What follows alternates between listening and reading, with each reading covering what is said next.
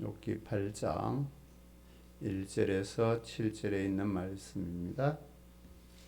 수아 사람 빌달이 대답하여 이르되 네가 어느 때까지 이런 말을 하겠으며 어느 때까지 네 입의 말이 거센 바람과 같겠는가. 하나님이 어찌 정의를 굽게 하시겠으며 전능하신 이가 어찌 공의를 굽게 하시겠는가. 네 자녀들이 주께 죄를 지었으므로 주께서 그들을 그 죄에 버려 두셨나니 네가 만일 하나님을 찾으면 전능하신 이에게 간구하고 또 청결하고 정직하면 반드시 너를 돌보시고 내 의로운 처소를 평안하게 하실 것이라. 내 시작은 미약하였으나 네 나중은 심히 창대하리라. 아멘. 네, 기도합니다. 하나님, 저들 주의 말씀 앞에 섰습니다. 말씀의 거울에 우리의 심령 비춰보면 죄뿐입니다. 그러나 저들에게 이 모든 것을 깨끗게 하시고 새롭게 하신 은혜가 있어 예수 그리스도의 보혈로 정결하게 하심을 감사합니다. 주 예수의 이름을 힘입고 나와 주께 왔사오니 저들 주 안에서 새롭게, 주 안에서 온전하게 하나님의 기뻐하신 뜻을 따라 살아가는 모두가 되게 해 주옵시며 이 시간 주의 말씀을 심령에 받아 새기고 말씀의 거울이 맑게 비추어지는 저들의 삶을 살게 해 주옵소서. 그래서 죄 가운데 살지 않고 하나님의 거룩한 말씀 안에서 하나님이 부르시는 그 부름의 뜻을 따라 살아가며 어디에서나 하나님을 영화롭게 하는 삶을 살게 하옵소서. 우리 하나님 주 되심을 고백하올 때마다 예수님의 이름으로 기도드립니다.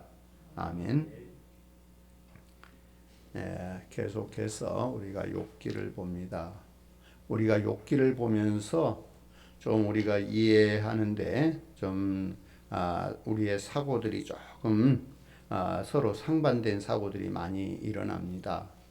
자, 우리가 늘 생각하는 것은 어떤 문제가 찾아오고 어려움이 있으면 그건 죄의 결과라고 하는 것이 분명하다고 여겨서 우리는 내 죄 때문이라고 이렇게 회개하고 정말 하나님 앞에 무릎 꿇어야 된다라고 말을 합니다.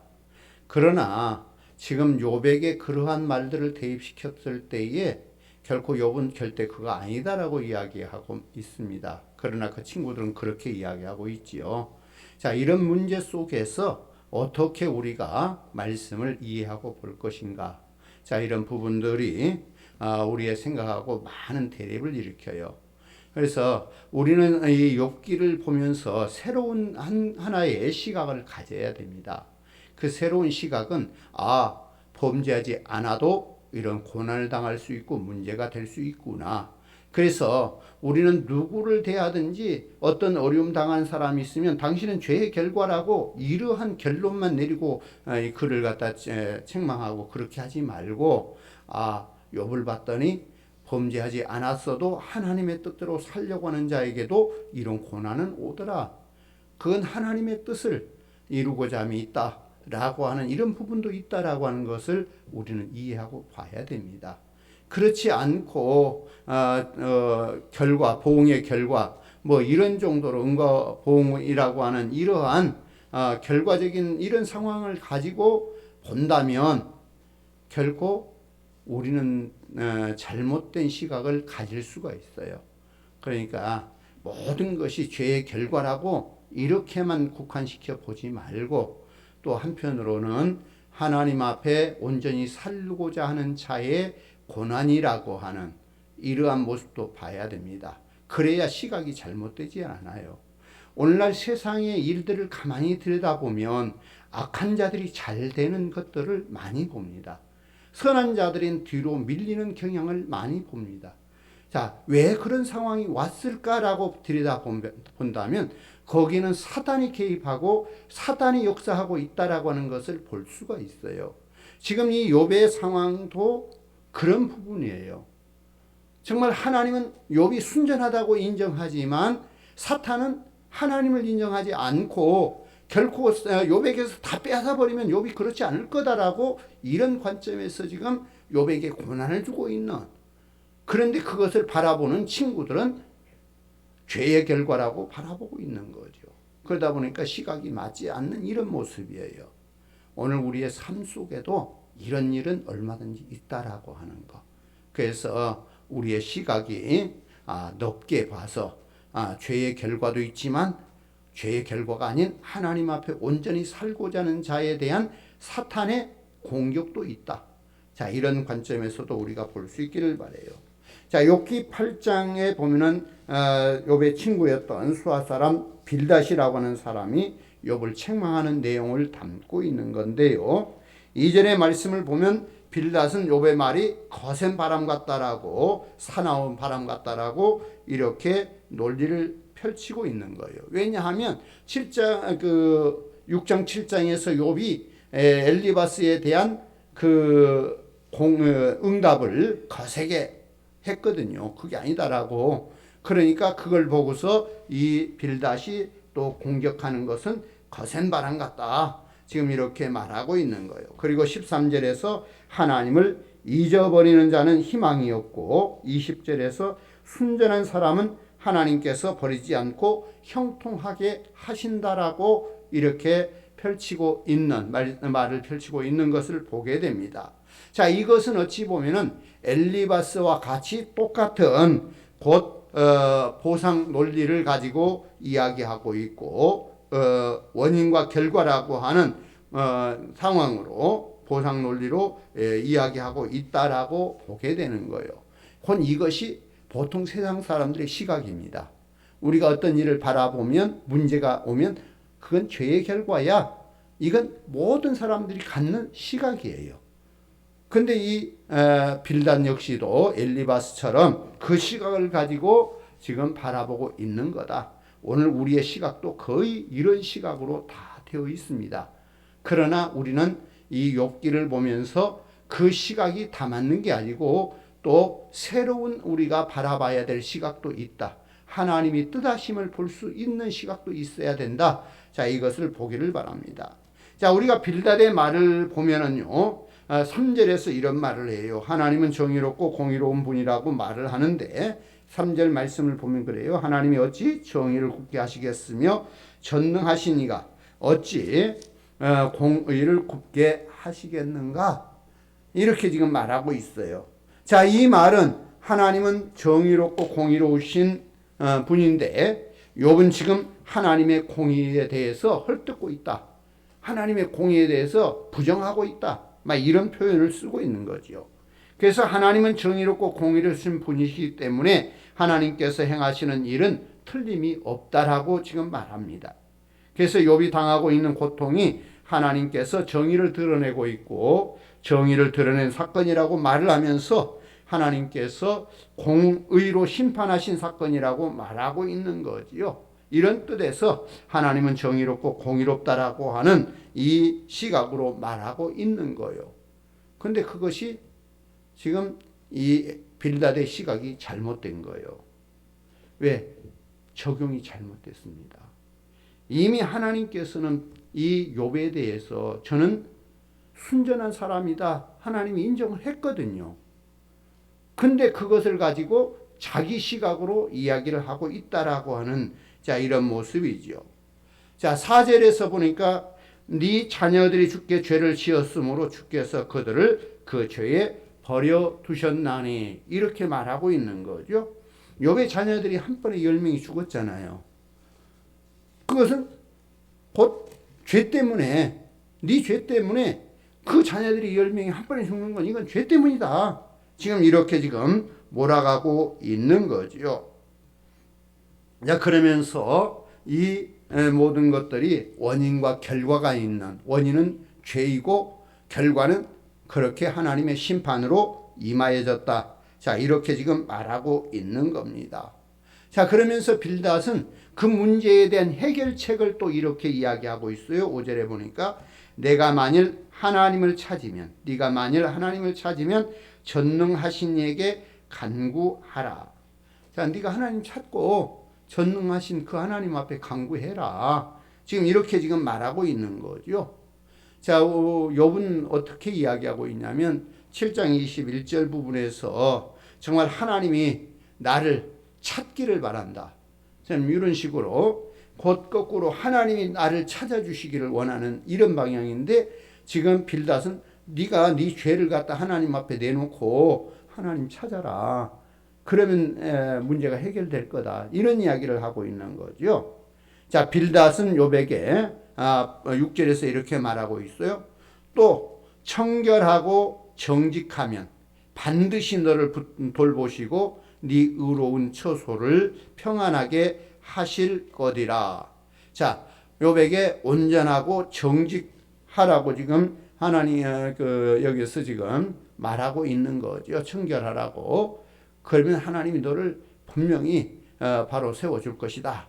이렇게 이야기하고 있는 거예요.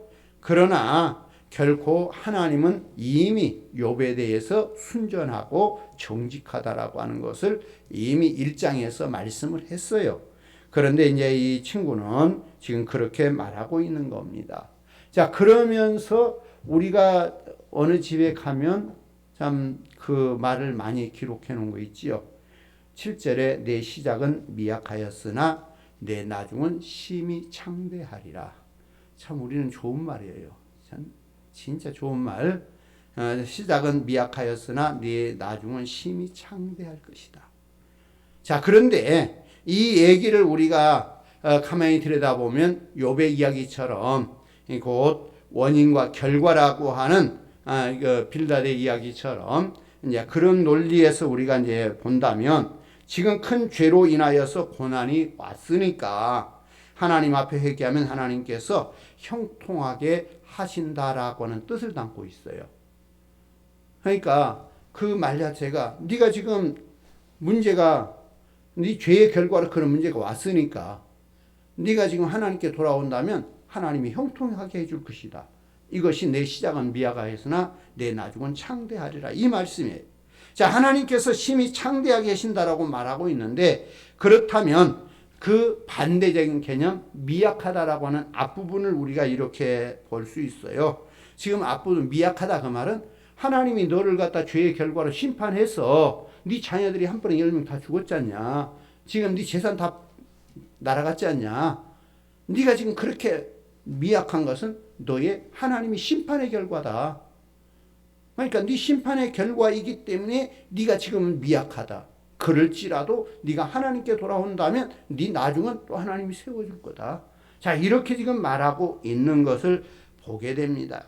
자, 욥이 지금 고난을 받는 상황은 어떤 숨겨진 큰 죄가 있어서가 아니라 오히려 하나님 앞에서 온전하고 정직하고 하나님을 경외하고 악에서 떠난 삶을 살았기 때문이라고 하는 것을 우리는 아셔야 될 거예요.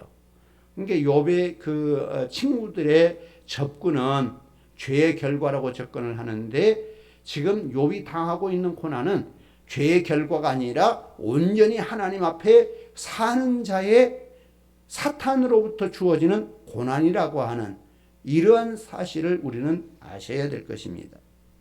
자, 어찌 보면은 사탄이 하나님의 말씀을 인정하지 않고서 욥에게 주는 고난이 지금 욥이 당한 고난이에요. 하나님은 욥에 대한 인정을 그렇게 했지요. 이는 순전하고 정직하다. 하나님이 인정해 주는 욥이란 말이에요. 근데 욥은 아니요. 그건 아니에요. 하나님이 욥을 갖다 그렇게 사랑해주고 보호해주고 지켜주고 복을 주니까 욥이 하나님 섬기는 거지. 욥에게 고난 줘봐요. 욥의 것 뺏어봐요. 욥도 하나님 모른다고 할 거예요. 자, 이렇게 해서 오는 고난이란 말이에요. 그런데 욥의 친구들은 그렇게 가는 게 아니고 곧 죄의 결과가 심판이고 지금 욥은 하나님께로부터 죄의 결과로 심판을 당한 거다. 자, 이렇게 접근을 하고 있는 거지요. 자, 물론 모든 것은 원인과 결과로 이루는 것이 대부분입니다. 거의 90% 정도 이렇게 된다고 봐도 과언이 아닐 거예요. 그러나 세상 법칙은 그렇게만 되는 건 아니겠지요. 세상은 분명 원인과 결과라고 하는 것은 우리가 말한 대로 심대로 거두는 법칙을 우리가 예로 볼 수가 있겠지요. 자, 갈라디아서 6장 7절 8절에서 우리가 보면은 스스로 속이지 말라. 하나님은 업신여김을 받지 아니하시나니 사람이 무엇으로 심든지 그대로 거두리라. 자기의 육체를 위하여 심는 자는 육체로부터 썩어질 것을 거두고 성령을 위하여 심는 자는 성령으로부터 영생을 거두리라. 심고 거두는 법칙은 원인과 결과라고 하는 이 욥의 친구들의 이야기처럼 나타나는 상황이겠죠. 자, 뿌리가 육체이면 육체의 소욕을 따라서 살 것이고 육체의 일을 열매를 맺을 것이다라고 하는 것 분명한 이야기이고요. 뿌리가 성령이시면 그리하여서 성령을 따라서 살게 될 것이고 성령의 열매를 거두게 될 거라고 하는 것, 이것이 심는 대로 거두는 법칙, 그 법칙이 되는 겁니다. 그러나 항상 그런 법칙만 있는 게 아니에요. 하나님께서 행하시는 역사를 설명할 수 있는 또 새로운 역사, 이것이 은혜의 법칙도 있다는 것도 우리가 알아야 할 것입니다. 자, 구원이라고 하는 것은 원인과 결과로 이루어진 게 아니죠. 구원이라고 하는 것은 원인과 결과로 이루어진 게 아니에요. 에베소서 2장 1절에 4절에 보면은 보상 논리로 구원이 이루어진 것이 아니라고 하는 것을 볼 수가 있는 거예요. 자, 이것은 보상의 법칙이 아니고 은혜의 법칙입니다. 우리가 구원받을 만한 어떤 자격이 있기 때문에 하나님이 구원하신 게 아닌 거지요. 우리 성도님들이 정말 하나님 앞에 구원받을 만큼 행동하고 있고 일하고 있었는가라고 묻는다면 나는 구원받을 만한 조건이 없는데 하나님이 나를 사랑하셔서 독생자를 보내셨고 그가 나의 죄를 대신하셨기에 내가 하나님의 자녀로 부름을 받을 수 있었다라고 하는, 자, 이것을 우리가 본다면 원인과 결과로 되어지는 게 아닌 것을 알 수 있어요. 자, 매일매일의 삶을 돌아볼 때에 결코 내 삶이 하나님의 복을 받을 만한 삶을 내가 살고 있었는가 묻는다면 우리는 하루를 돌아도 정말 수많은 죄악 속에 빠져 있어요. 그러면 우리가 매일매일 하나님 앞에 범죄함 속에 있다면 거기에 대한 결과가 하나님의 징계가 있어야 되겠죠. 그러면 오늘 우리 성도님들의 삶에 하나님의 원인과 결과라고는 이런 차원에서 본다면 하나님이 매일 나를 심판해야 돼요. 그러면 하나님의 심판 앞에 살아남을 사람이 있겠습니까? 하나님의 심판 앞에 살아남을 사람 한 사람도 없습니다. 그러나 하나님께서는 우리에게 은혜를 베푸시고 오래 참으시고 기다리시면서 돌아오기를 원하고 하나님의 사랑 안에 거하기를 원하고 하나님이 오래 참으신다라고 하는 것을 생각한다면 은혜의 법칙이라고 하는 것을 우리가 알 수 있어야 돼요. 에베소 3장 20절에 보니까 우리 가운데에서 역사하시는 능력대로 우리가 구하거나 생각하는 모든 것에 더 넘치도록 능히 하실이, 곧 하나님은 우리의 생각보다도 더 넘치게 은혜 입히시기를 원한다라고 하는 이 사실을 우리가 볼 수가 있는 겁니다. 자, 모든 것이 자신이 가진 보상 논리로 우리가 어떤 일들을 재고 보상 논리로 모든 것을 판단하려고 한다면 이것은 잘못된 판단이에요. 근데 많은 사람들이요, 자기가 아는 지식 안에서 어떠한 것을 판단하고 이렇게 정죄하는 모습을 봐요. 자, 여러분 주변에서 어떤 일이 딱 벌어졌어요. 그러면 여러분이 갖고 있는 지식과 생각과 경험과 사상을 가지고 즉각적으로 들이대면서 그건 이렇게 했기 때문에 그래 하고 즉각적으로 말하는 거예요. 내가 지금 알고 있는 그 사상이나 지식 이것 가지고 말하고 있는 거예요. 이 빌단 역시도 지금 자기가 지금까지 경험하고 알았던 거, 다른 사람들이 경험했던 거, 이것들을 전부 가져다가 지금 욥에게 대입해서 말하는 겁니다. 자, 그러면서 이렇게 예를 가지고 대입을 하는 거죠. 11절에 보니까 왕골이 짐벌 아닌 데서 크게 자라겠으며 갈대가 물 없는 데서 크게 자라겠는가, 이렇게 말하고 있어요. 자, 이것은 왕골이나 갈대는요, 물이 좀 있는 곳에 자라지요. 항상 물이 필요한 거예요. 물이 없으면 금방 말라 죽는 거잖아요. 그래서 12절에서는 이런 말을 해요. 물이 없으면 다른 풀보다 일찍 마른다라고 완고를 표현하고 있어요. 그래서 하나님 앞에 죄를 범한 사람은 그렇게 된다라고는 뜻을 담고 있고요. 13절에서는 하나님을 잊어버린 자는 다 이와 같다라고 말을 하면서 욥이 황폐해진 것은 하나님을 잊어버린 결과라고 하는 것으로 지금 몰아가고 있는 거지요. 자, 물이 없이 갈대가 자라지 못한 것처럼 그러한 모습을 이야기하고 있는데, 자, 이것은 원인과 결과라고 하는 말을 통해서 우리는 그런 이야기를 하지요. 우리 속담에는 뭐라 그래요? 아니 땐 굴뚝에 연기 나겠는가. 자, 이렇게 이야기를 하죠, 우리 속담은. 그런데 그럴 수 있어요, 없어요? 아니 땐 굴뚝에 연기 날 수 있어요, 없어요? 법칙으로는 없어요. 그러나 납니다. 우리가 이제 극이나 모든 걸 보면은 남의 것 내가 가져오지도 않았는데 내 어떤 물품 속에 그것이 들어와 있어요. 그것은 원인과 결과가 맞는가요? 틀려요. 누군가가 나를 해하려고 가져다 집어넣는 그런 결과에서 오는 상황이기 때문에. 자, 우리가 성경에 보면은 다윗과 사울 사이에 지금 사울은 다윗을 죽이려고 쫓아다녀요.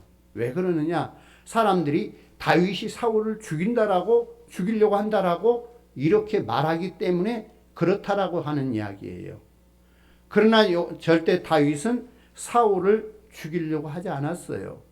2번씩이나 죽일 기회가 있었지만 조그마한 옷자락 벤 것마저도 마음 아파할 수 있는, 이게 다윗의 마음이에요.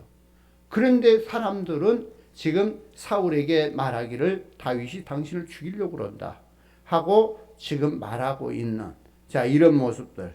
자, 그래서 계속해서 이 다윗을 쫓는, 자, 이런 모습들을 우리가 이해한다면 아니 땐 굴뚝에도 연기가 난다.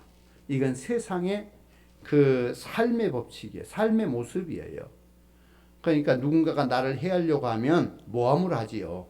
나는 절대 그런 거 하지 않았는데, 말하지 않았는데, 내가 한 것처럼 이렇게 모함이 되어서 결코 내가 한 것처럼 돼가지고 내가 공지에 몰리는 게 수없이 많습니다.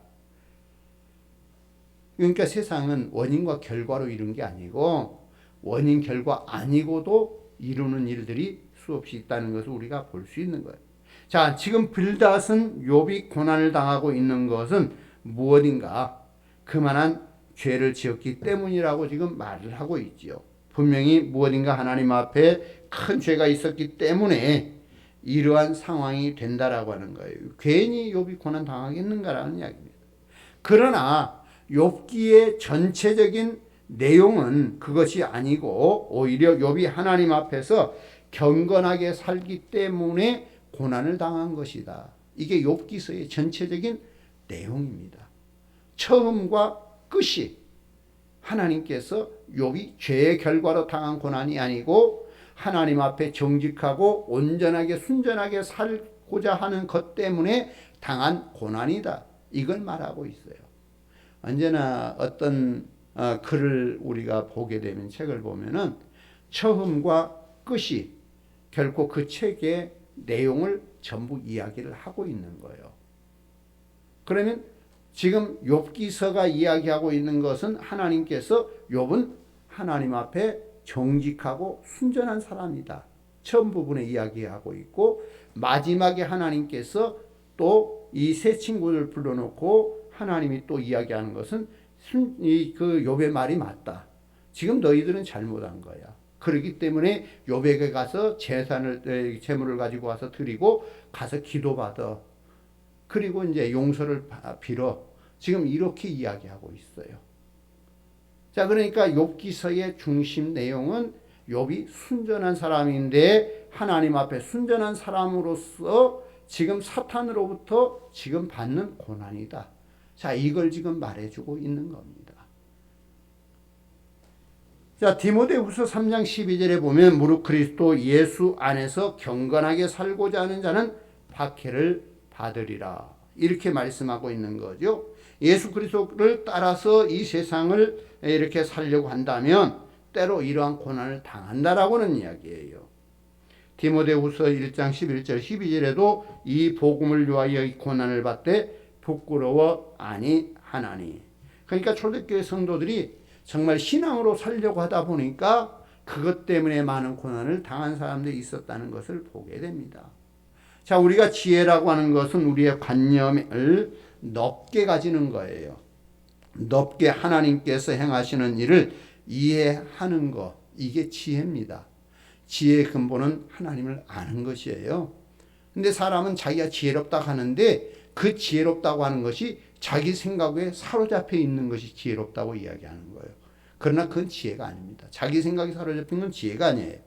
하나님께서 말씀하신 대로의 관점을 가지는 게 지혜입니다.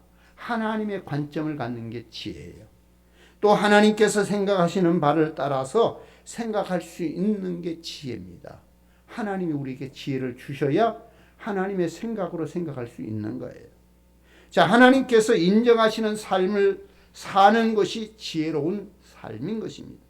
자, 우리가 가지고 있는 생각 안에 모든 것을 맞추려고 좁다란 생각 속에 갖는 것은 참된 지혜가 아닌 거예요. 그러나 세상에 많은 사람들은 자기의 주장과 자기의 생각으로 엇박질러서라도 사람의 생각을 이기면 자기가 지혜로운 사람인 것으로 알아요. 그러나 그렇지 않습니다. 하나님의 원하시는 그 뜻, 하나님이 기뻐하시는 것, 하나님의 생각과 맞추는 것이 지혜인 거예요.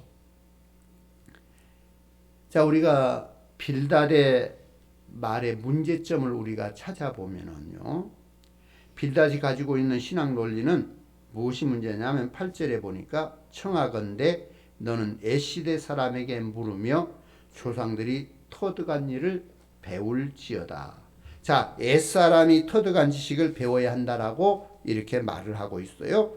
자, 오랜 시간 동안 경험하여서 형성된 선임자들의 지식을 통해서 배우라고 말하고 있는 겁니다. 9절에서는 사람의 생명을 정해져 있고 짧기 때문에 혼자 생각하지 말고 과거 선임자들이 터득했던 생각들을 들어야 한다라고 말하는 거예요. 10절에서는 그 선임자들이 가르쳐 줄 것이라고 말하고 있고요. 지금 욥이 가지고 있는 생각을 무시하는 겁니다. 욥은 선임자들이 터득한 지식을 가르쳐 주고 있는데 그것을 배우려 하지 않고 있다라고 지금 말하고 있는 거예요.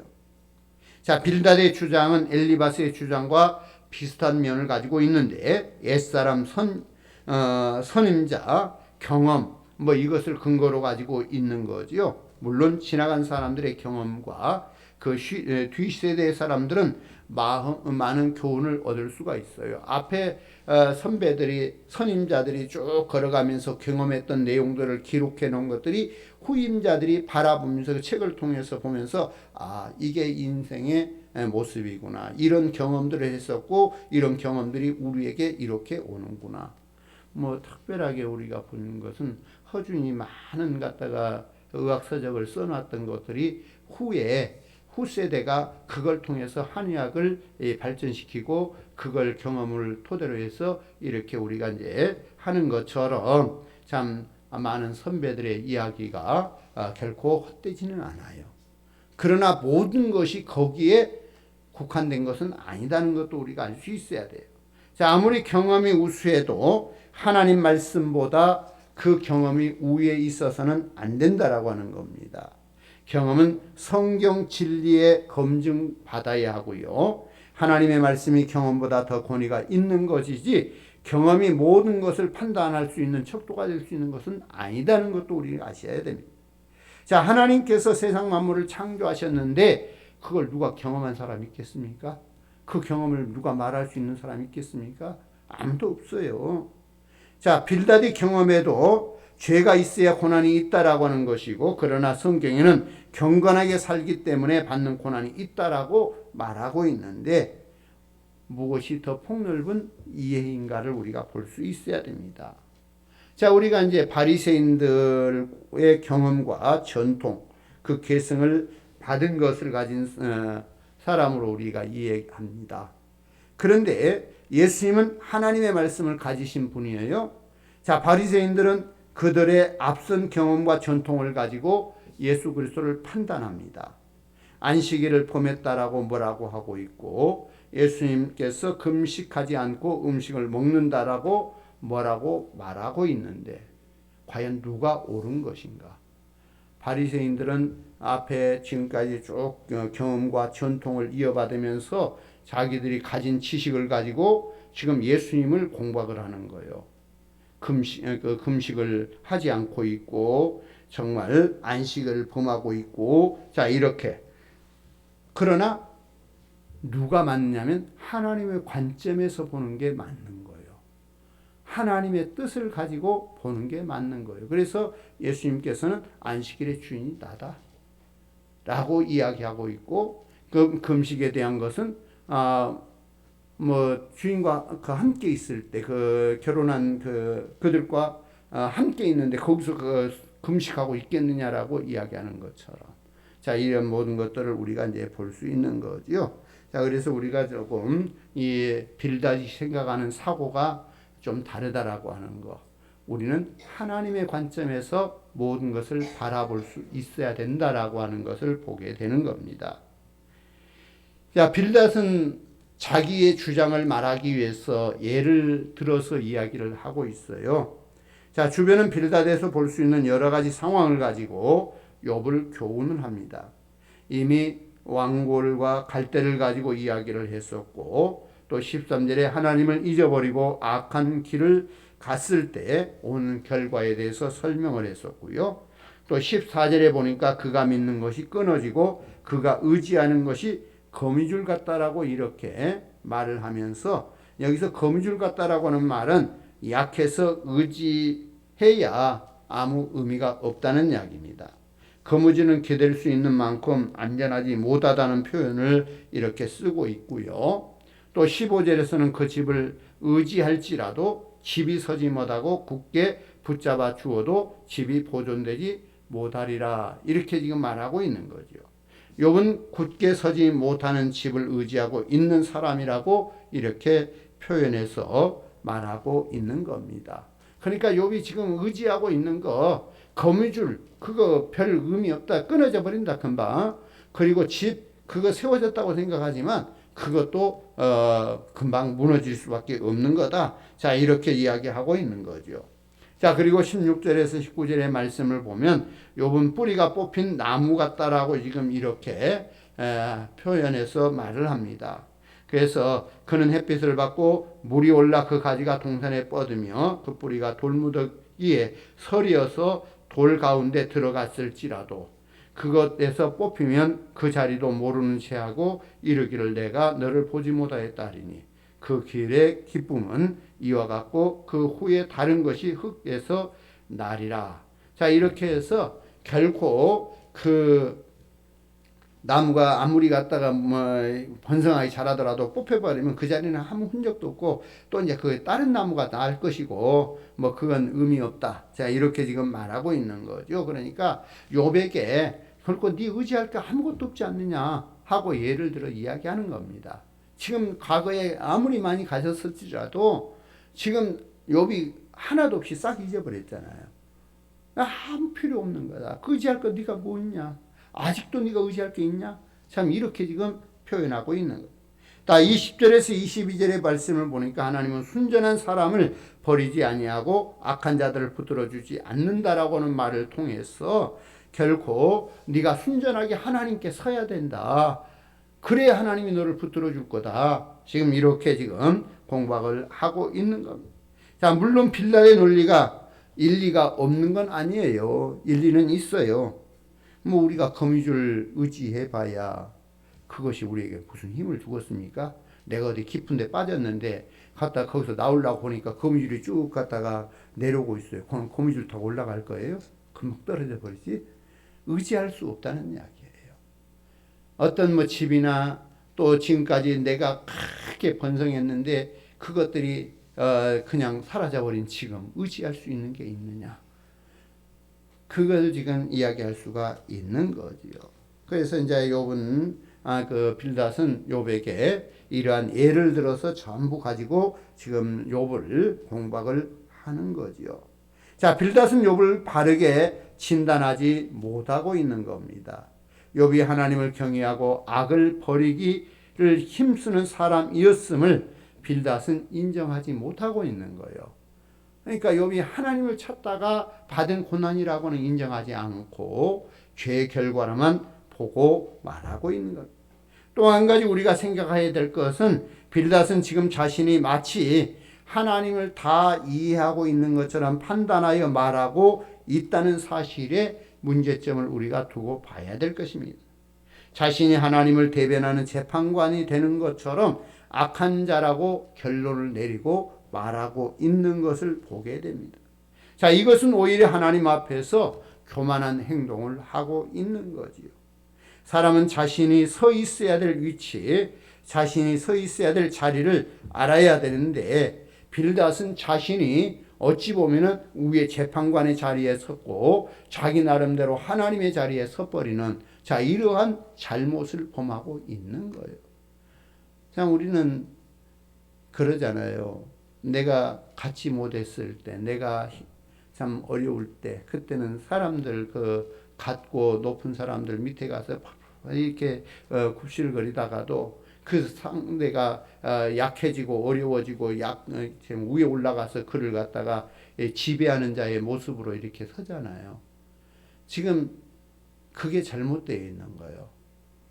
지금 욥이 거시기할 때는 그 친구들이 감히 그 앞에 가서 말 한마디도 할 수 없었는데 결코 욥이 이렇게 되니까 그 위에 서서 갔다가 심판자의 모습으로 이렇게 말하고 있는 이것을 우리가 보게 되는 겁니다. 자, 우리가 늘 겸손하게 정말 자신을 돌아볼 수 있어야 돼요. 우리가 하나님 앞에 살아가는 자로서 늘 우리는 겸손하게 낮아져서 내 위치를 우리가 생각하고 살 수 있어야 되는 겁니다. 자, 우리는 창세기 50장 19절의 말씀처럼 욥의 형들에게 요셉의 형들에게 요셉이 이런 말을 하지요. 내가 하나님을 대신하리까. 형들이 지금 요셉을 두려워하고 정말 요셉이 자기들을 해할 것으로 생각할 때 요셉은 형들에게 내가 하나님을 대신하겠습니까? 하나님이 지금 나를 보낸 거지 당신들이 나를 이곳에 팔아서 이곳에 오는 게 아니에요. 하나님이 보내신 겁니다. 자, 이 시각을 우리가 가질 수 있어야 돼요. 하나님이 하시고자 하는 일들, 하나님의 시각을 가지면 결코 자기를 해하려고 보냈던 그들을 용서할 수 있는 마음이 있는 거지요. 그러나 요셉의 시각을 갖지 못하고 우리가 본다면 지금 빌닷처럼 결코 자기가 심판자의 자리에 서서 이렇게 욥을 비난하고 이렇게 공격하는 것처럼 이렇게 잘못된 사실을 말하지 않는다는 이야기예요. 그래서 오늘 우리 성도님들이 오늘 말씀을 생각하면서 우리의 시각이 어떤 경험이나 지식 그리고 세상의 어떤 법칙을 따라서 우리가 살 것이 아니고 정말 하나님의 지혜를 가지고 하나님이 우리에게 알게 하신 바 하나님의 지식이 아니면 우리가 말하지 말아야 돼요.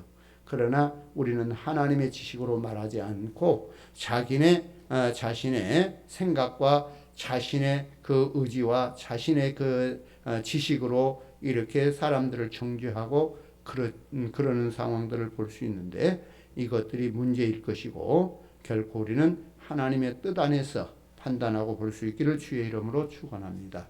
기도하겠습니다. 하나님 감사합니다.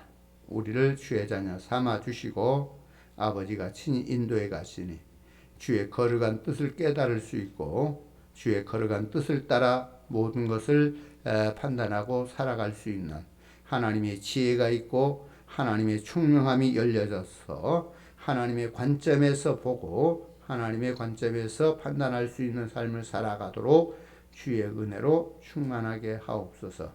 저들 부족하고 연약하나 우리 하나님이 주가 되시오니 친히 다스려 주시고 인도하심을 순종해가는 거룩한 믿음을 지키게 하옵소서. 모든 것 주께 맡겨올 때에 예수님의 이름으로 기도드립니다. 아멘. 지금은 우리 주 예수 그리스도의 은혜와 하나님 아버지의 무한하신 사랑하심과 성령의 감동 감화 동행 역사하심이 주 앞에 거하여 하나님의 지혜를 가지고 세상을 바라보고 말할 수 있기를 원하는 모든 주의 자녀들 머리 위에 저들의 삶과 저들의 가정과 자녀와 나라와 민족과 세계 열방 가운데 영원히 함께 계시옵기를 간절히 축원하옵나이다. 아멘.